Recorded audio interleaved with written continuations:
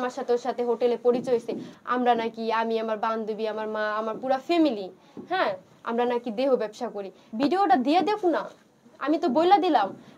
আমি তো এখন আমার সবাই এখন খারাপ ভাবে নাকি আমরা এগুলা করি। আমার মা আমারে দিয়ে আসে, আমার খালা, আমরা দুই বান্ধবী এগুলা করি। হ্যাঁ উনি প্রমাণ দেখাক, উনি ভিডিওগুলো সাইডা দেখ। সত্যটা আসলে জানতে চায় মানুষ, সত্যটা বলুন। সত্য এটাই যে আমি আর আমার বান্ধবী আমার মামার বাসায় গেছিলাম, আসার টাইমে কদমতলি সিএনজির জন্য দাঁড়াইছিলাম। এমনি লাইনের গাড়িতে দাঁড়াই মানে অনেকক্ষণ মানুষ সব 4-5 জন করে নেয়, তো আমরা 2 জন, তারও 4-5 জন লাগবে, অনেক সময় দেরি হবে না। তাহলে আমরা ওই সাইডের থেকে আইসি, আমরা এই যে পাশে মুক্তির সামনে দাঁড়াইছি যেন ওই জায়গাতে আমরা গাড়ি তুলবো, তাড়াতাড়ি যাইতে পারবো। 5 মিনিটের মতো এরকম দাঁড়াইছিলাম, উনি দেখা বলতাছে তোমরা কোথায় যাইবা, আমার বান্ধবী জিজ্ঞাসা। আচ্ছা, তো আমরা দুজনে বললাম কি আমরা তো যাব জুরাইন, যাব জুরাইন থাকি। বলে ও আচ্ছা দাঁড়ায় থাকো গাড়ি পাওয়া যাবে, এই কথা বলে চলে গেছে। আবার আইসে বলতাছি কি তোমরা দুজন তো আমার ছোট বোনের মতো, তোমরা কি করো? তখন আমি আর আমার বান্ধবী বললাম, আমি বললাম যে আমি তো বিদেশ চলে যাবো, পাসপোর্ট করতে দিচ্ছি। আর আমার বান্ধবী বলছে ভালো চাকরি পেলে করবে। তারপর বলে কি তোমরা দুজন আমার ছোট বোনের মতো, নাম্বার দিয়ে যাও, ভালো চাকরি দিতে পারবো।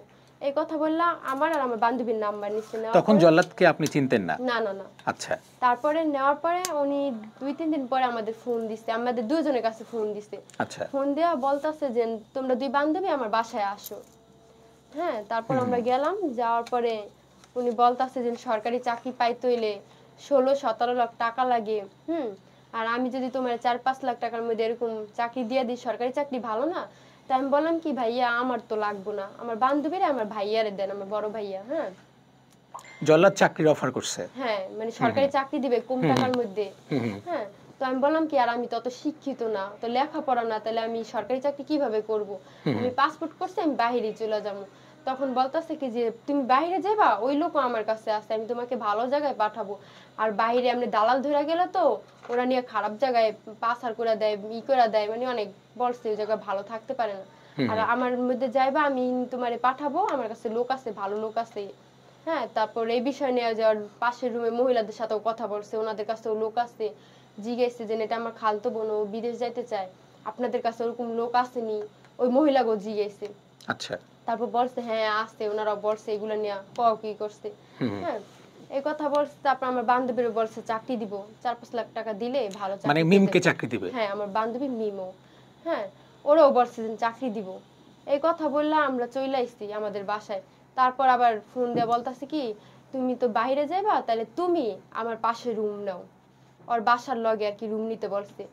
তারপর আমরা রুম নিচ্ছি ওর পাশে, ওর রুম খালি ছিল পাশে, এই পাশে ওর রুম ছিল, এই পাশে আমাদের রুম ছিল। ওই রুমটা মানে নিচ্ছি আপনি আপনার মা, হ্যাঁ আর হচ্ছে মানে আপনি আপনার মা রুমটা নিলেন জল্লাদের পাশের রুমে।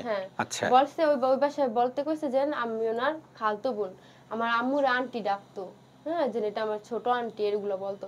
যদি এগুলো না বলো তাহলে মানুষে খারাপ ভাববে, অনেক কথা বলছে। আচ্ছা, আর তুমি আমার পাশাপাশি আহার কারণটা হচ্ছে যে তোমার এই যে পাসপোর্ট অফিসে যাইতে হয়, তারপর যে তোমার ওই যে বাইরে যে যাইবা, তোমার এটা ভিসা লাগাইতে হইব, মেডিকেল করতে হইব, অনেক ঝামেলা আছে, ভাষা শিখতে হইব। তাই তোমার তো বড় কোনো ভাই নাই, ধরো আমি তোমার বড় ভাইয়ের মতো, এগুলা তোমার পিছে আমি দৌড়াদৌড়ি করে তোমার বিদেশ পাঠাই দিব ভালো লোক দিয়া। হ্যাঁ তুমি আমার পাশে রুম নাও। ওনার এই কথা শুনে আমরা রুম নিচ্ছি। নেওয়ার পর ভালোই 1 সপ্তাহ মনে হয় ভালোই করে বোনের মতোই দেখছি। হ্যাঁ তারপর একদিন হঠাৎ করে বলতাছে কি তুমি বাইরে যাবা কি লিগা?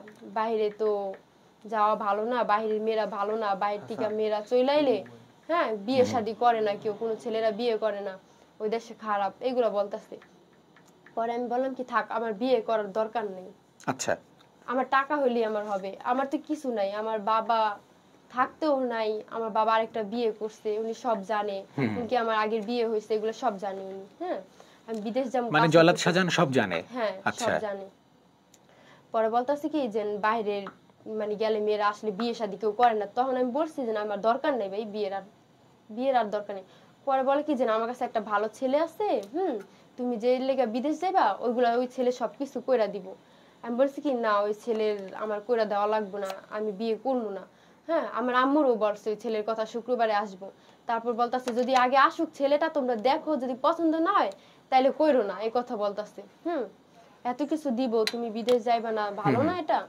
পরে আমি কি ঠিক আছে ভাই, তাহলে শুক্রবার আপনি এত করে বলতাছেন বড় ভাইয়ের মতো, তাহলে আপনি দেখায়েন ছেলেটা। আচ্ছা শুক্রবার চলে গেল, কোনো খবর নাই। পরে আম্মুর কাছে বলে, হ্যাঁ, যে ওনার কথা রাইকা নিয়ে করে আম্মুর কাছে বলে, তখন আর আমি জানি না। বলার পরে আমার আম্মু চেতাচেতি করছে, রাগারাগি করছে। পরে ওর দোকানে একটা ছেলে ছিল কালাম, আজকে আসল ঘটনা কোনটা যেন ও বলতাছে আমি নাকি ওরাতে কাপড় চাপড় দোয়াই, ওর নাতি নাতি করে। ওটা ওর তো আসল কোনো, তো বলে বিয়ে শাদি করেন, তো নাতি এলো কই থেকে। ওই কালামে আমারে ছাদে নিয়ে গেছে। আপু আপু করতো, ছাদে নিয়ে বলতাছে কি, আসলে আপু বিয়েটা তো উনি করবো, ওনার কোনো লোক নাই, আর কোনো ছেলে কই থেকে দেখাইবো, বিয়ে তো উনি করতে চায় আপনারে। বলতাছে আপনি যদি ওনারে বিয়ে করেন তাহলে আপনার ভালো হইবো, আপনার ওর বাড়িতে মানে যে কুমিল্লা নাকি বাড়ি করতেছে, 5 তলা বাড়ি কাজ চলতেছে। মানে ওই কালাম আপনাকে বলতেছে কুমিল্লাতে জল্লাদ শাহজাহানের 5 তলা বাড়ি আছে বা করতেছে। তারপর আপনার হচ্ছে যে কেরানীগঞ্জে 10 কাঠা জায়গা কিনছে, আবার ওর যে ভাইগনা আছে নজরুল, ওরে নাকি 2টা টেরাক কিনা দিয়েছে, ওই যে মাহিন্দ্র না কি বলে ওইগুলো, দেশগ্রাম যে ইট বালি টানে না, ওই গাড়ি 2টা কিনা দিছে। হ্যাঁ, তারপর যে আরো অনেক টাকা পয়সা আছে, সরকারের থেকে মাসে মাসে 5 লাখ টাকা কইরা পায়, আবার একবারে 60 লাখ টাকা পাইছে, এগুলো বলতাছে। পরে আমি সাদে ভাই কানছি যে উনি বলছিল যে আমার বিদেশ পাঠাইবো, আমি ওনার ছোট বোনের মতো, উনি আমার কিভাবে বিয়ের প্রস্তাব দেন।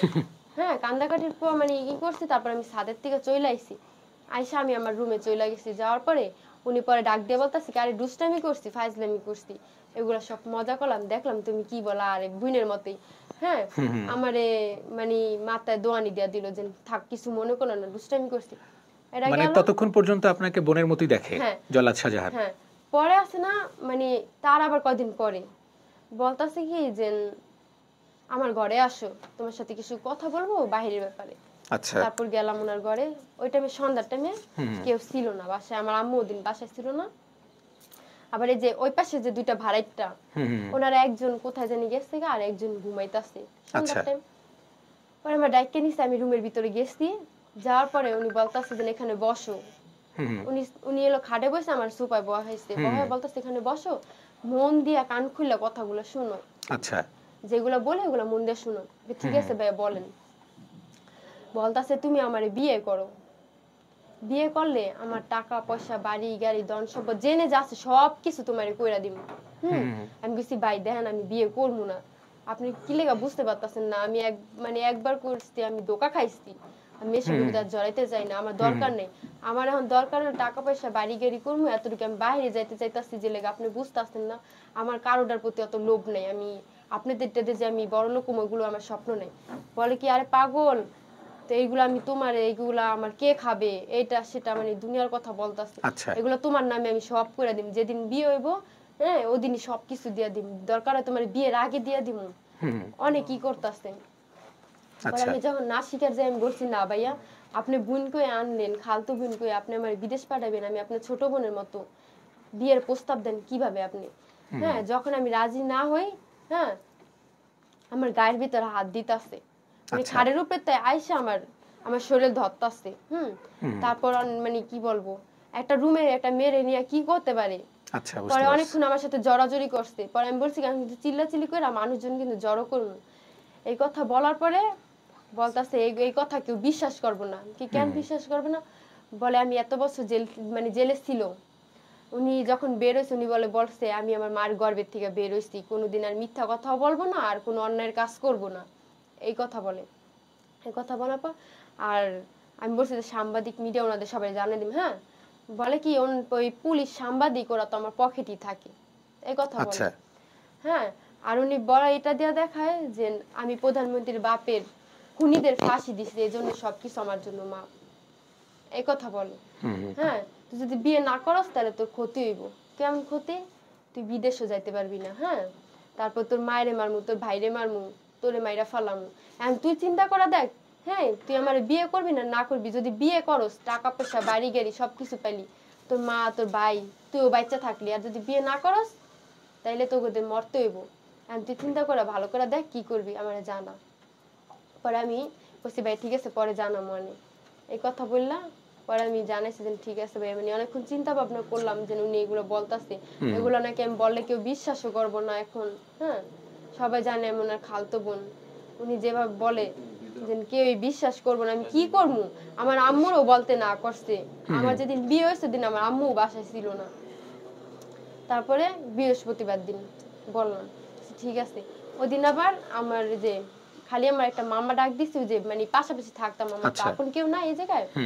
তার আমার ছোট ভাই আমার বড় ভাইরে দেশের থেকে নিয়ে এসছে, আমার ভাই আছে একটা ছোট, ওরে নিয়ে এসছে দেশের থেকে। আনার পরে ও আইসে রাসেল রাসেল আর আমার ভাই ছোট মাহিন, ওরে নিয়ে এসে ওরা দেশের থেকে আসবো, আমার ভাই ঢাকা থাকবো, এটা বিয়ের আগে। হ্যাঁ, তারপর আমার একটা আন্টি মানে আরো পাশাপাশি ভাড়া থাকতাম আর কি, উনি আবার আমাদের বাসায় আসছে। ওই যে শুনছে আমি বাইরে চলে যাবো, আমি পাসপোর্ট করতে দিচ্ছি, আসে না কোনোদিন। আজকে মানে ওই বাসায় গেছি পর প্রথমে আসছে ওই বাসায়। হ্যাঁ, উনি আসছে আর মামারে আমি ফোন দিয়ে আনাইছি যে উনি যে কথাগুলো বলতাছে এরকম এরকম। আর আমার ভাইও যেহেতু আইসে দেশের থেকে, উনি তো আইসে আমার বাইরে নিয়ে, উনি কিন্তু এসবের যাই না হুই না আসে নাই। তারপর ওই আন্টি আসছে, এইসব ব্যাপারে জানতো না। আর মামারে আমি ডেকে আনছি, মামা আপনি একটু আসেন, আপনার সাথে কথা আছে, আমার তো মামা নাই, যে কেউ নাই যে এখানে ই করবো, আপনি একটু আসেন। পরে ওই মামা এসে পরে আমি ওনার আসার পরে আমার আম্মু দিন বাসায় ছিল না, আমি মামারে বললাম যে মামা এরকম এরকম উনি বলতাছে আমারে বিয়ে করলে উনি আমার সব কিছু কইরা দিব এটা সেটা। ওই মামারও বলছে যদি আপনার ভাগ্নি আমারে বিয়ে করে তাহলে আপনার ভাগ্নির এমন ই করে রাখবো, মানে অনেক কথা। আমারে যখন ঘরে ঢুকাইবো 10 ভরি সৈন্য দিয়ে আমারে ঘরে ঢুকাইবো, আমারে টাকার বিছানায় ঘুম লইবো, ওই মামার সাথে বলছে আর কি। আমার আপন মামা না, মানে একসাথে যে বাড়া ছিলাম তখন থেকে মামা মামা করি। আপনিও দেখলেন যে যদি সত্যি এরকম থাকে তাহলে সুখ তো আছে। হ্যাঁ, তারপরে ওই মামারও বলছে, পরে আমি আন্টিরে বললাম, এখন সবাই এক জায়গা হইলো না। তারপর আমি আমাদের রুম থেকে ওনাদের রুমে, ওই ওনার রুমে আর কি, জল্লাদ শাহজাহানের রুমে নিয়ে গেছে। আন্টি দেখো এরকম কথা আছে, কিন্তু আমি আসল কথাটা কইতাছি না, যেন আমার ঘরে নিয়ে আমার ইজ্জত নিয়ে টানাটানি করছে, আমার হুমকি দিচ্ছে, এগুলো বললে সমস্যা হবে। হ্যাঁ, পরে ওনাদের এইগুলো বললাম যে উনি আমার বিয়ে করতে চায়। হ্যাঁ, আমি এখন মানে বলতাছে সবকিছু দিব, আমি বিদেশ যাবো জেল লেগা, ওইগুলো বলেন সবকিছু কইরা দিব। প্রথমে বলছিল অন্য লোকের কথা, এখন উনি বলতাছে ওনার কথা। এই কথা বলার পর পরে ওনারা কথা বলছে, ওনাদের বলে যে সবকিছু কইরা দিব, কোনো সমস্যা নাই। আমার মায়ের দেখতে পারতো না, আমার মা মানে বিয়ের আগেও আমার 12টা নেই, 1টা নেই, 10টা নেই এরকম ডাক দিত ওর ঘরে যাওয়ার লেগে। তখন আম্মু বলতো কি যে শিয়ানা মাই আপনার ঘরে যাইবো কি লিগা, সময় নেওয়ার সময় আপনি ডাকবেন কি লিগা। এইগুলো নিয়ে আমার আম্মুর সাথে অনেক ঝগড়া হইছে। আম্মুরে দেখতে পারতো না, আম্মুর সাথে পুরোপুরি ঝগড়া। আমার আম্মু বিয়ের আগে রুম ছাড়তে চাইছে, আমার আম্মুর যে পাও ধরে হাত ধরে, আন্টি যাও হওয়ার হইয়া গেছে, মাফ করে দেন, ভুল হয়ে গেছে। হ্যাঁ, পরে আম্মু মানে ওনার ঘরে টাইনা টিনে নিয়ে গেছে, কয় খালা আমি যদি আপনার ছেলে হইতাম বা বাবা হইতাম তাহলে কি ক্ষমা করতেন না।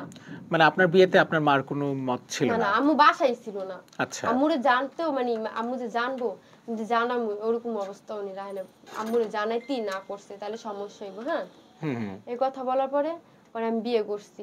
আগে বিয়ে করি নাই, আগে হলো যে আমার স্টাম্প বলছে কি এটা ভিতরে সই করো, এটা পরে লিখিত করে নিয়ে আসবো, আর তোমার হচ্ছে যে তোমার বিয়ের পর আমি টাকা দিব, 10 লাখ টাকা দিব, তারপরে তোমার এইতে তোমার জায়গা লিখা দিব, ওই যে কেরানীগঞ্জে যে জায়গা কিনছে ওইগুলো আমার নামে কইরা দিব, আমার 10 ভরি স্বর্ণ দিব, এগুলা বলে, এগুলা দিয়ে আমার ঘরে উঠাইবো। আচ্ছা, আর এইগুলা যতদিন না দেয় অতদিন ওনার ঘরে উঠাইবো না, আমার আম্মুর কাছে রাখবো, এগুলা বলতাছে। পরে এই একটা স্টাম্প নিছে, ওই স্টাম্পে আমার সই নিছে, আগে আমার সই নিয়া তারপর আবার এই জায়গায় টিপ সই দেয় না একটা কাগজে, মানে স্টাম্প দেয়, ওই জায়গায় উনি আবার কি করছে ওই কলম দিয়ে আঁকায় এই জায়গাটার ভিতরে আঙ্গুলে আঁকায়, পর কলম দিয়ে আঁকায় তারপর আমার টিপ সই নিতেছে। এটা না আপনি কোর্ট কাবিন করবেন, আপনি তো এটা ইস্তি নিয়ে করবেন, ওটা তো আপনি কোর্টে নিয়ে করবেন না। বলে কি তো শুক্র শনি 2 দিন বন্ধ থাকে, এখন দিলেও তো আমি পারবো না, এটা একবারে ই করে সইটই নিয়ে আসাবে, তারপর আমি রবিবার দিন এটা কোর্টে নিয়ে যাবো, তারপর ওখান থেকে কাজ সাইডে আনবো, এই কথা বল। আর আমরা তো উনি যেভাবে বলছে ওইভাবে বিশ্বাস করে নিচ্ছি, সবার কাছ থেকে সই নিচ্ছে। ওর যে লোক ছিল বাবলু, তারপর হইলো ওই নাম কি, ওর নাম দিনার, তারপর হচ্ছে যে ওই ছেলেটার নাম কি, নাতির নাম কালাম, ওরা ছিল। আর হলো আমার আপন বলতে আমার একটা বড় ভাই ছিল। আচ্ছা, আর হলো যে ওই পাশাপাশি যে আন্টি আর মামা ডাকতাম, ওনারা 2 জন, আমার 3 জনই, আরগুলো ওর সব। আচ্ছা, ওনাদের সই নিছে, ওই জায়গায় একজনের সই নিছে, ওটা হলো ওর লোক। বাবলু। আচ্ছা, না জানি বাবুল নামটা। হ্যাঁ, আপনি না জেনে আসলে টিপসই বা ওই টিপসই তো না, আপনি স্বাক্ষর করছেন? স্বাক্ষরও নিছে আবার টিপসইও নিছে। আচ্ছা, 100 টাকার স্ট্যাম্পে? হ্যাঁ, আচ্ছা 3টা না 4টা পাতা ছিল। আচ্ছা, সেখানে কি লেখা ছিল আপনি এবং আপনি নগদ কোনো টাকা পানি নাই? না না, আমার কোনো টাকা পয়সা দেয় নাই। হ্যাঁ, বলছে এটা করলে তোমার জন্য ভালো হবে, যদি আমি তোমার বিয়ের পরে অত্যাচার করি, মারধর করি, তাহলে এটা নিয়ে তুমি করে দাঁড়াইতে পারবা। এগুলো বলছে। এ কথা বলার পরে আমাদের দাগে সই নিল, তারপর ওনাদের কাছ থেকে সই নিচ্ছে, নেওয়ার পরে কাজের অফিসে যায় বিয়ে হয়েছে। হ্যাঁ, কাজের অফিসে যায় বলছে আমার বিয়ের পরে টাকা দিব। আচ্ছা, বিয়ের পরে টাকা দিব। এখন ওই যে বাবলু, ওই বাবলুর বাসা না জানি কার বাসা, ওনার বাসায় নিয়ে গেছে। আমি ওই বাসায় টাকা রাখছি 10 লাখ টাকা, ব্যাংকে তো উঠে ওই বাসায় রাখছি টাকাটা। পরে গেছি এই বাসায়, এখন ওই বাসার লোকেদের শিখাই দিছে আগেই যে টাকা নাই, এটা সেটা। বিয়ের আগে ওই বাসায় ঢুকাইছে, আবার বিয়ের পরেও নিয়ে ওই বাসায় যেন ওনারা বলবো যে টাকা নাই, টাকা ভাঙ্গে গেলাইছি, মিথ্যা কথা। তারপরে আমি বললাম আপনি নাটক করছেন কেন, আপনি তো আমারে যেভাবে বিয়ে করছেন আমি করছি না, আপনার আমি বিয়ে করবো কেন, আপনি টাকা দেওয়ার কথা কই আপনি তো দিলেন না, আপনি সই নিলেন কেন তাহলে আগে? হ্যাঁ, আপনি কাজের অফিস থেকে সই নিতেন, ওটা কোর্ট কাবিন যেহেতু না, তা আপনি আগে নিলেন কি লিগা? আমি বলছি তাই ওই যে ওই মানে যেটা সই নিছে আমি ওইটা আপনি ইচ্ছে নিয়ে সইটা করেন কোন জায়গায়, কাজের অফিসে। আর আপনি যে টাকা দিবেন ওটাও দরকার কাজের অফিসে আপনি দিয়েন। আচ্ছা, বলে কি না আমি তোমার বাসায় এনে দিম, বাসায় এনে দিম, এই কথা বলে। এটা যে আমার ফাঁসাই বই লেগা মানে আগে থেকে প্ল্যান করে নিছে যে মাইয়াদের যেমন সই রাখমু মাইয়ারে, যেন ও আমার কাছ থেকে যদি যায়ও গা অত টাকা নেয় নাই, আর এটা দিয়ে আমি ফাঁসামু, ও যাইতেও পারবো না, আমি যেভাবে ওরা চালামু ওইভাবেই চলবো, মায়ের দৌড় করবো, অত্যাচার করবো। বিয়ের আগে বলছে যে আমার তুমি খালি রাইন দা খাওয়াও, আমার রাইন দা খাওয়াইলি হইব, আমার আর কিছু করতে হইব না, আমি তখন বুড়ো হয়ে গেছি, আমার কি আর ওই রং তামাশার দিন আছে, এগুলো বলে। হ্যাঁ, পরে বিয়ের পরে আমি মানে উনি যে বললো যে সবকিছু দিয়ে ওনার ঘরে উঠাইবো, প্রথম দিন বিয়ের আমার বড় ভাই ছিল, ওনার সাথে ঘুমাইছে, আমার ছোট ভাই, আমি আর আম্মু আমাদের রুমে ছিলাম, আরেকজন ওর নাতি কালাম ওরা ওনার রুমে ঘুমাইছে। আমি আর ওদিন যাইনি। আমার বলছে যেটা যে উনি সবকিছু দিয়েই আমার ওই ঘরে নিব, টাকা দেওয়ার কথা কইছে, আরো কত কিছু দেওয়ার কথা কইছে, ওগুলো দিয়েই তো নিব।